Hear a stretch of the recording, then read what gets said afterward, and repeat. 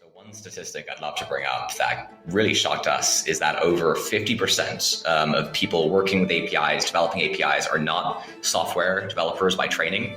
That's one key thing. And another statistic is that developers spend over 30% of their entire time coding actually just building these, structural stuff for APIs. So these combined really kind of create a necessity to have a solution.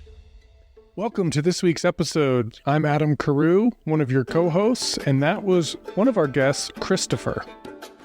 Oh, for sure, without a doubt, probably one of the most important things we've done. I think, we just raised our first round. I don't think that would have been possible without the skills we learned in debate. Just being able to talk to venture capital firms, being able to pitch convincingly is very important for us, whether it's talking to a VC or talking to potential clients.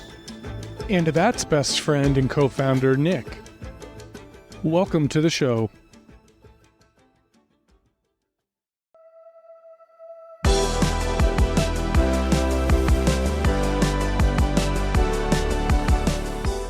Efficiency Unlocked is hosted by two tech-savvy physicians and dear friends of mine, Drs. Adam Carew and Dale Gold, who are experts in using technology to automate routine tasks and increase efficiency in everyday and business life. Let's see what they have for us today.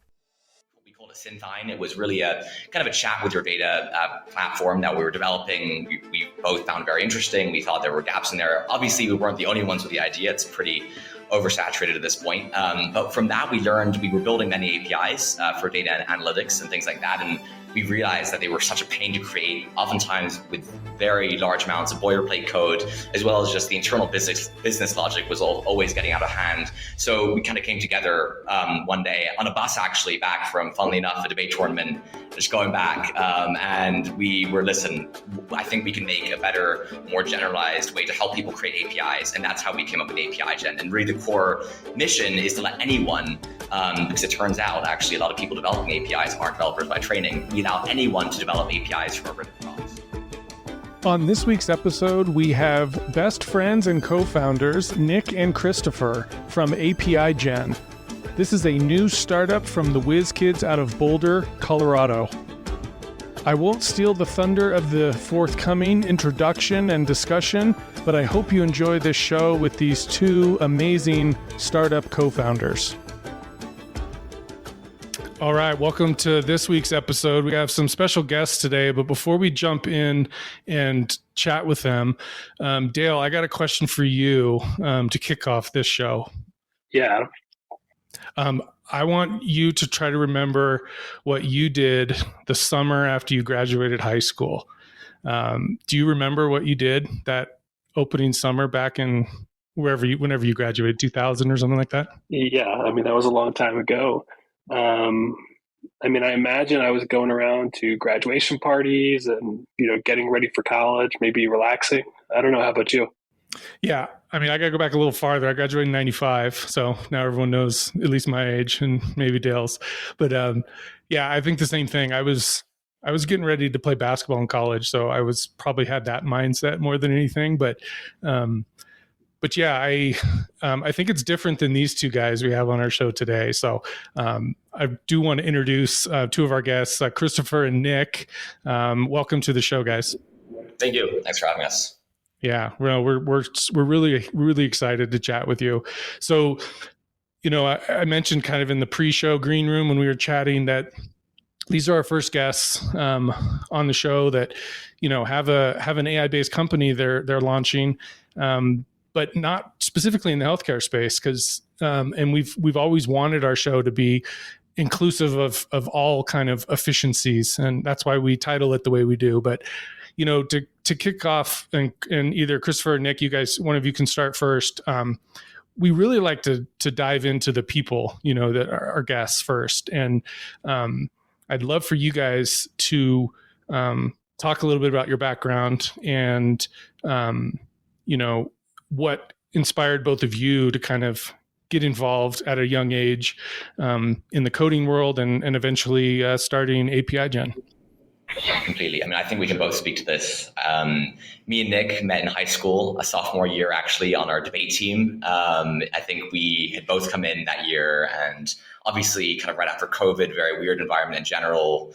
I think it was, and we were asked to give speeches about certain things as kind of a, icebreaker intro. And, when I heard Nick's speech about some kind of weird, some very specific cultural phenomenon, I was like, oh my gosh, I think I'll have to partner with this guy. And then, that was set from there. And we were both doing policy debate, which is a pretty research intensive form of debate. It required us to be, researching very minute aspects of things like water policy together for very long, extended periods of time. So that's really how we got to know each other well. We were going to tournaments, really like debate tournaments every weekend. It was pretty much all we did at that time. These are like 10-hour days, definitely at that time, very intensive. So, when you spend that much time, I guess, with the one person, you definitely start to, learn, okay, is this, how do we work together? And we worked very well together, we found. And, Nick, from an early age, you can speak to how, interested in coding you've always been. And I mean, I could say the same thing, probably not as intensive as Nick. Nick's done some pretty insane things when it comes to code. I mean, I could just throw it out here right now. I remember in sophomore year as well, I remember him telling me for a small biology project, he built a neural network from scratch for optical character recognition. So that was just hearing that was like, wow, okay. And then, just moving forward with that, it was still debate was pretty much most of what we were doing together. But then it's slowly but surely, we loved debating about these topics. We loved, one year it was about NATO and NATO's use of AI actually and military applications, and very fascinating for us. But we loved debating about it, but we weren't actually doing anything, right? And that's where we want to just kind of get in the action there and start something. Yeah, do you want to? Yeah, I think that's a pretty good explanation. First off, Chris is totally downplaying his own experience. Very impressive. The summer before we started the company, he had like 15 impressive internships. He was working at SoftBank. He worked on, the credit recommendation systems there. So if you ever get denied for a loan or anything like that, you can really blame him. It's all his fault. Love it. You worked at, a local AI company for a while, Tiffin, got a lot of experience there. That's actually kind of how we got our first idea for our first company. Chris is very impressive. But anyways, back on topic, Chris said exactly right. We were doing debate, talking about these issues. We really wanted to build something impactful, not just talk about it. We wanted to get into business. We actually had this giant spreadsheet, just a bunch of random business ideas, most of them in the tech space, some not. And we ultimately settled on an idea, which is kind of just a chat with your data platform. That space became oversaturated. Then we moved into our current venture from there. But we can talk about that more later. But that was our first kind of go at it. We loved it. And then that was a precursor to APIGen today. Yeah, no, that's cool. It's so funny you guys mentioned that you guys had this list. I think Dale and I probably both we either smiled when you said that or kind of chuckled internally because, we have a shared, note that we kind of have always kind of bounced those ideas off together too over the many years that we've worked together. No, that's cool. So, I guess if it wasn't clear to, for those who are listening, you guys are both 18, right? Is that correct? No one hasn't turned 19 yet. So we're talking to 18-year-olds. So you just heard that background, which is, obviously the reason, why we wanted to have you guys on this show and to talk more about APIGen. But I guess, you guys both alluded to this as well, but was there was there a specific moment you can recall that kind of solidified, that friendship and relationship you guys had where you actually were like, okay, we need to do something together? Do you guys remember when that happened? I'd say our relationship was pretty much, at that point we'd spent so much time with each other that that was already solidified. It was just, what are we going to do with things? And it was one night right before the start of school, right before the start of senior year. And as Nick was saying, we opened, a Google spreadsheet and we just started writing ideas down that we were really passionate about, that we kind of thought there were holes in. And that's where we started. That was kind of the first point where we're like, let's try something. Let's, debate for that was everything. Let's try devoting our time to something else, where we find we could probably make more impact. And that's how it started, I guess. No, very cool. I guess the last little follow-up I'll say is I actually think there's a lot of huge benefit to like the debate aspect that you guys have this background in. I mean, do you think that, I mean, do you agree with that? And do you think it was helpful in this journey that you've started down to start your own company?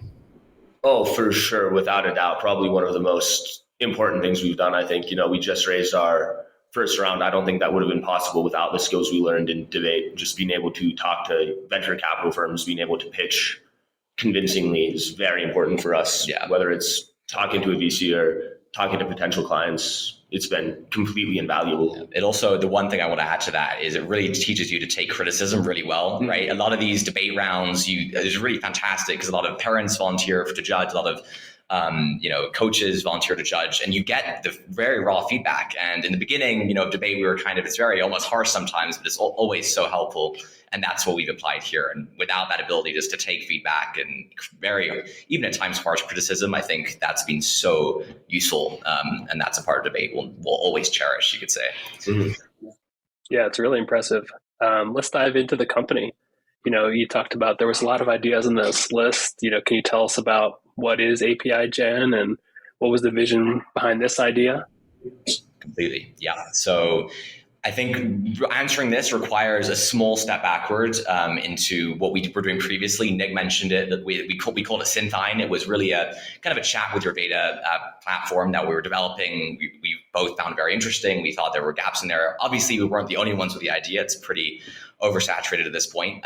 But from that, we learned we were building many APIs for data and analytics and things like that. And we realized that they were such a pain to create, oftentimes with very large amounts of boilerplate code, as well as just the internal business logic was always getting out of hand. So we kind of came together one day on a bus, actually, back from, funnily enough, a debate tournament, just going back. And we were, listen, I think we can make a better, more generalized way to help people create APIs. And that's how we came up with APIGen. And really the core mission is to let anyone, because it turns out actually a lot of people developing APIs aren't developers by training. We allow anyone to develop APIs from our written prompts. And this includes the design of the API, but also the internals of the API. And that's really, and I think we'll stress this throughout the entire podcast, is what we believe separates us from other solutions. We have both the shell and the internal parts of that functionality for the API.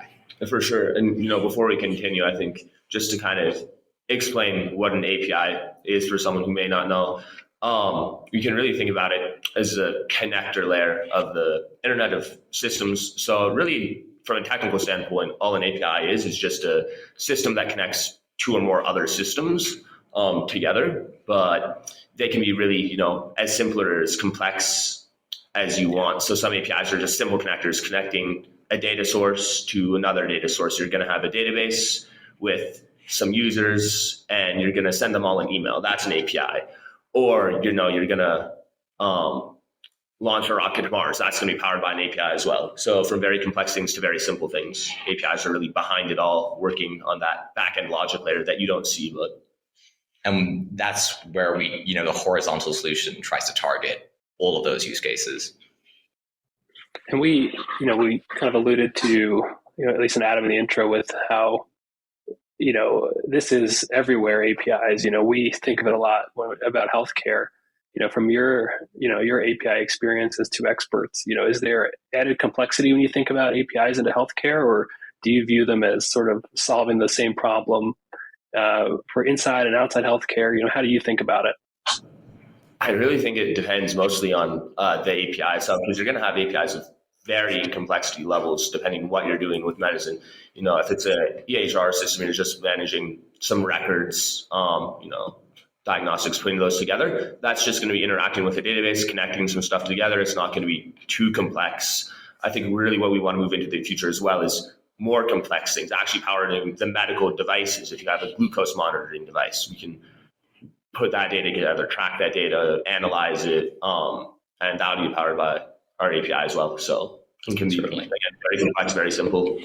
And, this, as I learn more about the company, is this something that, the tool with AI is something that you'd have customers be able to make their own APIs and use it, or is it just a service you provide? How does the business work? It allows anyone to create any APIs that they want. So they start on our platform. They start with, they can say, we want an API to do X thing. They'll type that in, just natural language. And then we'll walk them through a process. And that'll be recommending the design. And after they're okay with that, and after they've modified that, obviously, if it's a complex API, they might want to change a few things. After that, we'll generate the internal service code, and then that'll be their own API. So we don't just sell kind of, there are obviously APIs used for very similar use cases, but we don't just sell kind of standalone APIs. We let people create customized APIs. No, it's really cool. It's like the co-pilot for creating these interconnections, right? I mean, that's allows the user, someone that has to have, some technical know-how, but not really deep kind of technical code know-how to be able to pull some of this stuff off. Now, super interesting. So I think let's maybe like take it a layer deeper, kind of go under the hood of the company a little bit. And obviously you guys can share whatever you feel comfortable sharing with this, but can you just walk us through how APIGen translates that kind of natural language input into this functional API for the listeners? For sure, yeah. So we're going to start off, we're just going to collect the prompt. So the user's going to type in a prompt. We did a demo a few days ago for creating a facial verification API. So the user would say something to the effect of, create an API to connect to a database with a list of users and store their faces and images in the database, and create a route to allow the users to upload their face and verify if it's a user who already exists in the database or it doesn't. From there, we'll take that description and we start by designing the API. And that's a lot of artificial intelligence we use there. But we'll suggest the endpoints. And what endpoints are? They're just, the specific points of functionality for that API. So one endpoint will do another thing, you upload some data to it, another point will do another thing. After that, we're going to design the schemas for the user. They have very granular control over all of this. They can edit it, but we're going to suggest it to them and basically just do the work for them there. And all the schemas, it's just the input to the API. So it's that, image they're going to be uploading. It's the user data they're going to be uploading, all that. Once we do that, we're going to generate, and this is kind of where we really differentiated ourselves a lot, the actual service code behind the API. And that's just going to be, the actual logic behind it. So if we're doing the facial verification, that's going to be the logic for the machine learning prompt. That's going to be the logic for putting users into the database. And, the users don't see all the code here. We abstract a lot away from them. All they see is really the core API functionality here.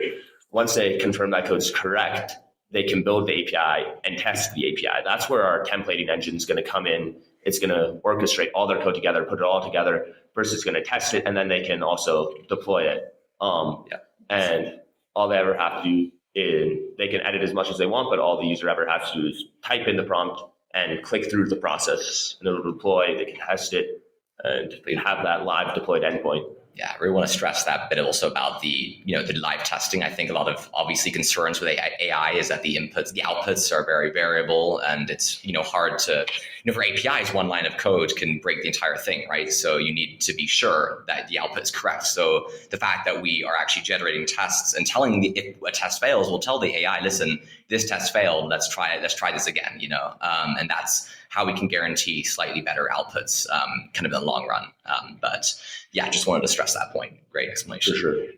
No, that I love how you guys gave that example of that, and of a real kind of demo example that you just ran through, and it makes me think too. Like this was probably something that has come very natural to you guys, and probably to Dale and I to a certain extent. But I'll tell you, there's a lot of people for the prompting of any of these systems can actually be challenging too. Like people just don't know where to start, and so are you guys thinking along those lines too about things to kind of prompt the prompt, and kind of help people out in that way? Yeah, so for sure. One thing, we've done is we've tried to make the prompts very granular in the sense it will adapt if you tell it to be very specific, but also it works for very broad APIs. And especially if you have external resources. So if you have a database, you can just say, create a CRUD API for this database. And it's like a CRUD API is create, read, update, delete, and it performs those actions on those resources. You can specify whatever custom logic you want there as well, and keep it very kind of high level. But then when they link their database into it, we don't analyze any of the actual data, but we get the database schema, so the structure of the database, and we'll use that to feed context into the prompt. And we think that makes it a lot simpler for users to use without necessarily having to specify, every single column they want to do, every single action they do. We're just going to know a lot of that by default based on the structure of the databases they're linking in and the other integrations. Yeah, very, very cool. I mean, I think do you guys have an MVP product yet, or are you still like in a pre-production kind of product?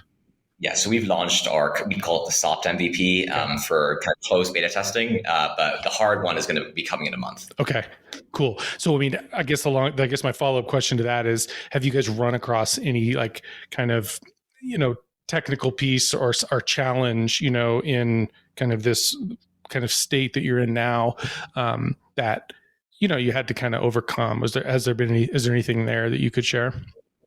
Oh, completely. Yes. I think, we were talking before about testing and the fact that APIs can be super advanced or super, their use cases are so broad, right? So oftentimes when it comes down to the actual code itself, and let's say we use Python, there's many different libraries that can be used. There are hundreds of thousands, right? But we don't have the documentation for all of them. We don't have the exact, conforming structures for all of them. Our AI doesn't understand all of it, right? So that's been a huge challenge in terms of testing, in terms of code generation, to be able to allow the AI to use these libraries, which are very, back to Nick's example, like an ML library for facial recognition, right? Any of these libraries, it's very important, and it's been very difficult for us to kind of tell the AI, I guess, how to use these libraries. That's been quite a key concern, because oftentimes it's hard to find the documentation, and as I was saying, one line of code and one small misstep can completely break the API. So that's what we've tried to solve with a few different niche and potentially hacky solutions, you could say. But that's been probably one of our principal areas, which have just been, oh my gosh, this is much harder than we thought. For sure. I mean, just to elaborate on that, even more so than just integrating it with the AI, one of the biggest problems has been we're using these external libraries, so code people have already written, and they have what are called build dependencies. So basically, the code you're going to use to create what's called a wheel for an API, basically, it's in non-machine readable format, and then we compile it some of these libraries. So for not all of them, but for something like a facial recognition and machine learning library, they're going to have these wheels, and there are 300,000 of these packages published, and unfortunately, the build dependencies aren't listed there with them. So there's not really an easy way to get that. So one of the just hardest part for us wasn't even the AI stuff. It was just figuring out a system to fetch those dependencies and getting it to automatically build on that system. Yeah, I feel like no matter how complex a company gets, sometimes the fundamental problems are such at a lighter layer. And I think that, what you guys just explained totally resonates with that. We like to talk here about the data. I mean, I know that you're sort of beta testing at this point, so you don't have a lot of that end user outcome data, but anything, sort of leading up to this, obviously like you said, you've debated and made pitches. What kind of market research have you done? What kind of data have you used to kind of make a sense for the market space for this? Completely. So one statistic I'd love to bring up that really shocked us is that over 50% of people working with APIs, developing APIs, are not software developers by training. That's one key thing. And another statistic is that developers spend over 30% of their entire time coding actually just building these, structural stuff for APIs. So these combined really kind of create a necessity to have a solution, right, that can automate API development. Those are two kind of key kind of factors that kind of played into why we decided to start this. And if we want to talk about real validation, we've done a few pitches in the community. I don't know if you've heard of the Rocky Mountain AI Interest Group. That's been a great place where we've been able to test with developers and executives alike, of tech companies to see, hey, does this actually create value? And the resounding answer has been, yes, it does. Obviously, there is so much more work to do, with our platform in general, but I think the core premise is there and has been accepted pretty widely. So that's, I guess, the informal way of saying that we think it's been validated. Yeah, in terms of the space for it, how big can this be? Yeah, so this is over a $7 billion market right now in terms of API management. And right now we're targeting a niche. And actually, we're happy we're doing it because with Synthine, we weren't really targeting much of a niche, and we were trying to kind of solve it all. And we kind of realized, oftentimes I think entrepreneurs kind of get into that trap, wanting to do everything, right? And we just have to realize, sometimes it's important to get a niche. And our niche here is API creation, but we have huge plans in terms of expanding into the rest of the industry with API management.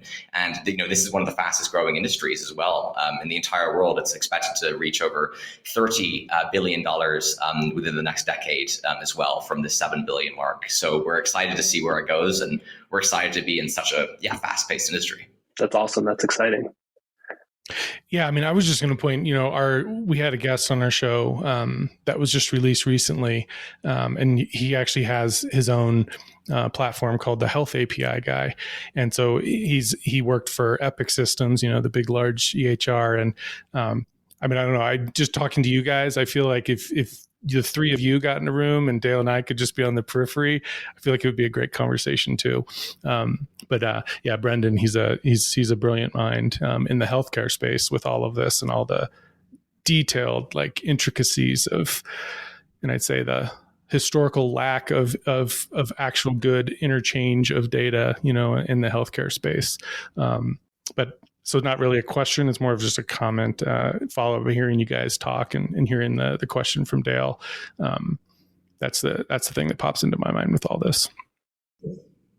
Completely. Data silos is one thing that's also been an interesting issue that we've also wanted to kind of think about as well. Really, it affects every organization. So super interesting. Yeah. So, I think the next kind of question for you guys, and I think you could, you guys can either take this one or tag team it. I think, we titled this episode "Connecting the Unconnected," with Gen AI, and I wondered if you can give us an example of something either unique or unexpected of an API generated by your current, state platform, or the future application of this type of technology. Was there something that gave you some sort of unexpected output, which we all know these tools can do, but maybe in this case, a positive one? Yeah, we've seen, just popping to mind right now, it's a great question, Adam. I think, one of them has been in with drones, actually, and actually the ability to control drones live with MQTT APIs. And we were kind of just testing output one day, and we found out, listen, it's actually pretty darn good at this. And that's one application where APIs could certainly be used. They're not traditional REST APIs that are just request, response. They're different, but certainly a use case for a platform that we could see ourselves going in. Obviously, with drones, pretty exciting in general right now. But that's one thing that pops to mind. I don't know if you. Yeah, I think it's a great example. So now we are thinking of moving into kind of that more IoT market, powering a lot more physical devices. So it's really excelling at those MQTT APIs, and we have a lot of work to do there. Still have to accelerate the templating engine, but we think it's a really interesting layer, just to expand upon connecting the unconnecting. We want to do this demo where we're going to have a microphone or a headset, and we're going to connect that to the drone, connect that to a natural language processor that converts that to the drone instructions, and fly the drone from that headset just based on natural language using our API. So I think we can do some pretty cool things like that here pretty soon. Yeah, completely. That's a great example. Just the last thing I'd say is really what we really want to get across, obviously, is the fact that connectors that's what every API is, but it's really also what's within those connectors, right? You might be transplanting one row of data, but you might also be performing some logic on that data. And oftentimes you are. So that's where we're trying to build our niche there as well, just with connecting the unconnected and also doing stuff with that, in between. No, I love that. I love the example. You guys can't see it if I flip my whole computer over. I have, I think, 2 or 3 drones currently, right over on the side here. So that would be super cool to be able to just verbally say things and have it, complete a whole series of tasks. I think there's some real life applications to that too, but just from a pure entertainment and fun aspect, it would be pretty cool too. So I think, before we jump into our, what we call our nerd alert lightning round, where we'll ask you guys just some fun questions. So you can totally chill and relax, even though you've been both pretty darn chill throughout this whole interview too. If someone's like interested in learning more about, APIGen, what's the best way for someone to find out more information? Completely, just go to APIGen.com. I hope that should be easy enough to spell. And on there you'll see exactly what our product does. And we have a team at APIGen.com. We love hearing inquiries from people. We get feedback on there all the time. And the biggest thing, if you want to be involved with our platform, though, is just to sign up for the beta. So just go to APIGen.com/waitlist, and we're pretty sure we'll get you on there in a few days. And we'd love to hear your feedback. So. My first question is, what do you want to be when you grow up? I always said inventor. That's what I was doing since I was a little kid, with comics and everything like that. That was my entire life. So I think in some way that's what it's become. And of course, I'm going to stick to that. I think I've always wanted to really just build things. When I was really a little younger, I even wanted to be like a quantum physicist. I've switched up quite a bit over time. It's one I think I want to focus on really building out a company and just building the coolest technology possible. No, love it. That's awesome. Now, if you guys, the next question, this one too, I don't think we've actually asked this one, but I think it's apropos as well. If you could time travel, like where would you go? Would you want to go back or forward, or anything like that? Have you guys ever thought about that? Yes, a little bit. In a sense, I almost love the uncertainty, right, of not knowing what's coming up. So I'd almost like to pick a point in the past. If we're talking specifics, let me see. I'm probably not the brightest event, but I'd be very interested to see, to be kind of transplanted to the time of the Spanish Inquisition, actually, that was going on, just to get into the mentality of the people there in such a kind of different world, and just understanding that. And that's just one thing that comes up. It's just from a book I read that was very interesting about that. The Brothers Karamazov, that I've always kind of had that snapshot in my mind. I've always kind of wanted to revisit that. But yeah, that would be my answer. Just in the past, I love the uncertainty of the future. I think for me, there's so many interesting events in the past, certainly some moments where I'd like to be like, I wonder what actually happened there.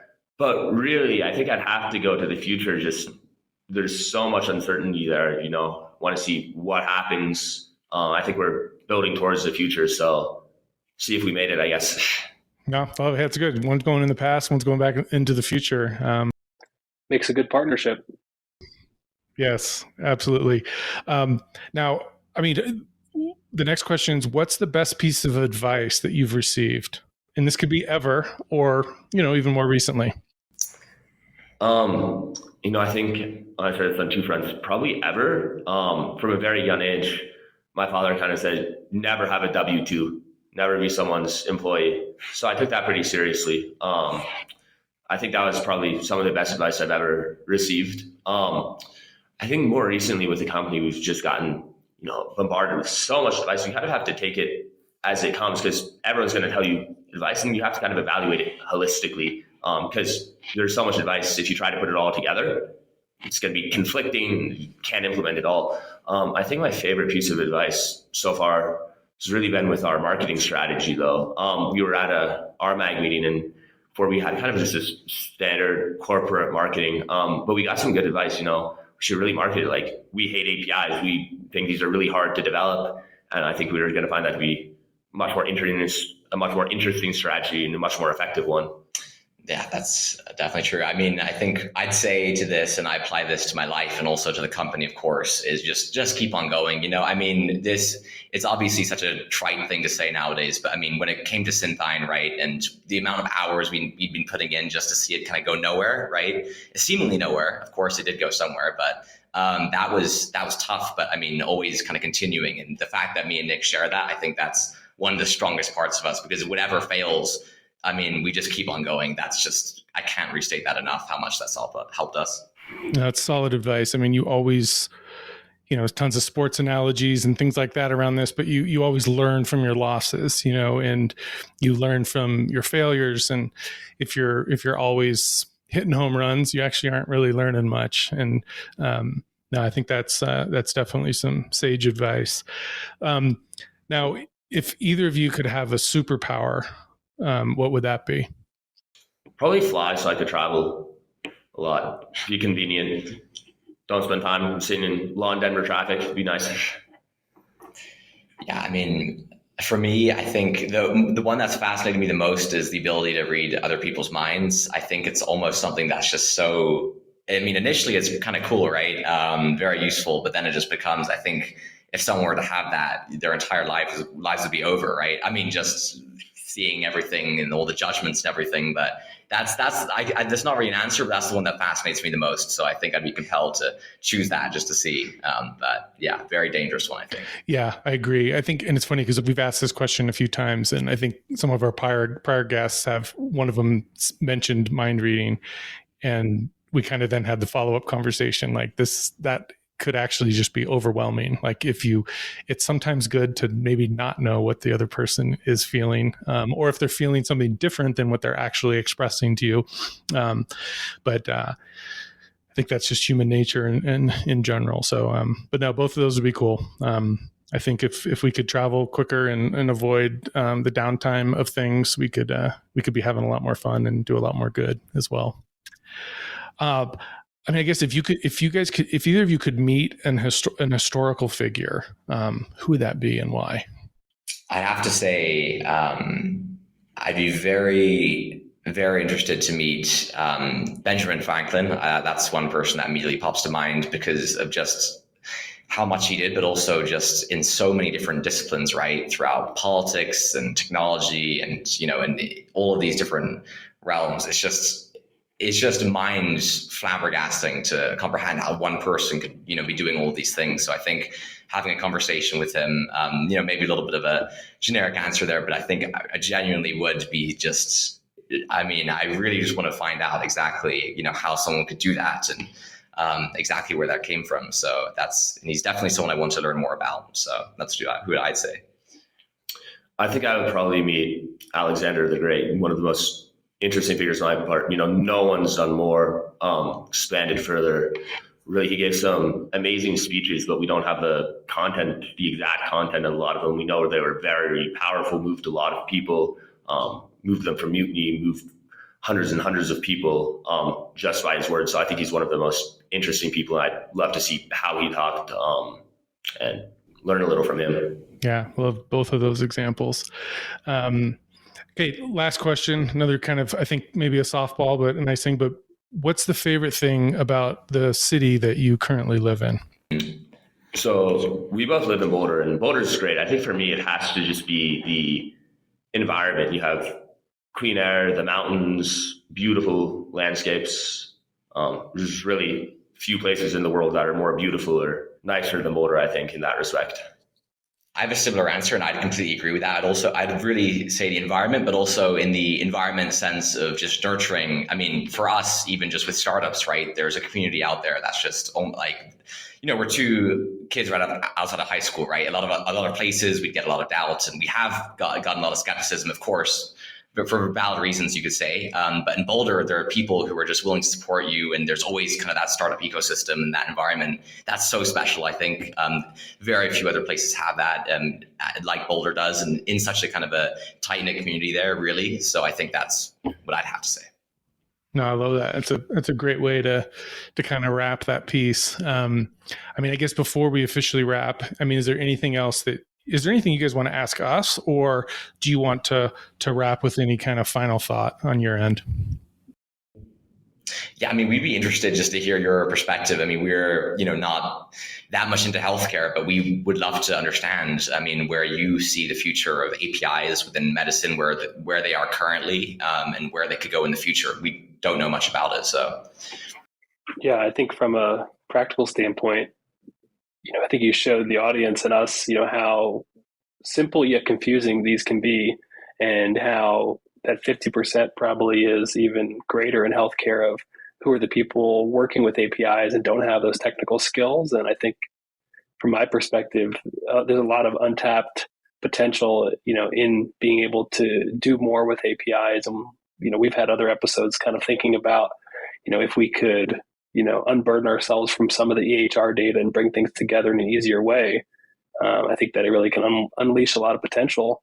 But again, a lot of these people that know about the potential, like physicians like Adam and I and other people who are taking care of patients that know where these problems are, aren't going to have the technical training to work with APIs. So, to me, I think that depending where it goes and how accessible it can be, I think there's a lot of market in healthcare for, making the complex, a little bit less complex and more accessible. What do you think, Adam? Yeah, no, I think that was well said. And I think zooming out even kind of bigger picture, I think exchanging information in healthcare has been a difficult problem. I mean, I mentioned this earlier in the show, but, when initially the EHRs were developed, I mean, they weren't developed with the thought that they would be kind of this interchangeable information. So there's some standards now, but there wasn't standards for a long time. And so a lot of the systems have had to go back and kind of write that. And then I think the second point I'd make about healthcare is, these APIs are essentially exchanging patient's information, which is obviously very, very sensitive and precious. But I mean, I think circling to Dale's comments, I mean, that's what enticed me to reach out to you guys on LinkedIn. And I saw the article about this and I was like, well, number one, they're like neighbors to us and we probably could have actually met in person for this. But number two, it intrigued me enough because I think the use case for this, like Dale said, like there's a lot of very, very smart minds that want to kind of fix things, but there may not be that technical know-how. And if this can help kind of short circuit that and make that process smoother, I think there's a lot of value in that space as well. That makes so much sense. I mean, do you think a lot of data is just locked away and just kind of undiscovered in healthcare, or do you think it's something else? Yeah, I mean, I think it's the disparate data we have. I mean, you have obviously like the EHR data and that core amount. I mean, it's a treasure trove of data. And then there's kind of all this external data that is kind of, might be consumer related data, but it could be important for healthcare. And you mentioned, I think, Nick, about the, kind of like connecting glucometers and getting that information in. And I think the crux of a lot of times is, there's a lot of good solutions of getting the information in. It's just sometimes now it can actually be this sea of information that you can't make sense of it too. So there's kind of that interpretive layer that is important too. So that's obviously stepping aside from, I think, the API piece specifically, but I think that's still a big issue to crack. And a lot of these consumer devices that people are buying, to measure their sleep or their exercise or their diet, or, I mean, there's the one now you can breathe and it'll kind of tell you what you're breaking down currently in your body, from like an energy standpoint. I mean, all of that stuff is pretty rich information and data. It's just, how can we get that in intelligently, to give that holistic picture of a person. I think that's still a nut to crack. For sure. I completely agree. I think it is interesting. Sam Altman was saying that the companies that learn just from an internal perspective as well, that learn to harness data the best about their own customers and in a good way are going to be the ones that last. Because in this kind of current stage, there are so many generative AI startups, new ones every single day, every hour even, and I think that data aspect and learning how to unpack that from so many different silos is going to be what separates successful companies from unsuccessful ones. Yeah. No, I love it. Well, Christopher and Nick, thank you guys both for taking time today to talk with both me and Dale. Had a fun conversation, and obviously we wish you the best of luck in this journey that you guys are just starting your ascension on. But thanks again for taking the time today to chat with us. Well, thank you both for having us on. So really enjoyed it. Thank you, Dale. Thank you, Adam. Yeah, thanks so much. Cool. Have a good one. All right. You too. Well. All right.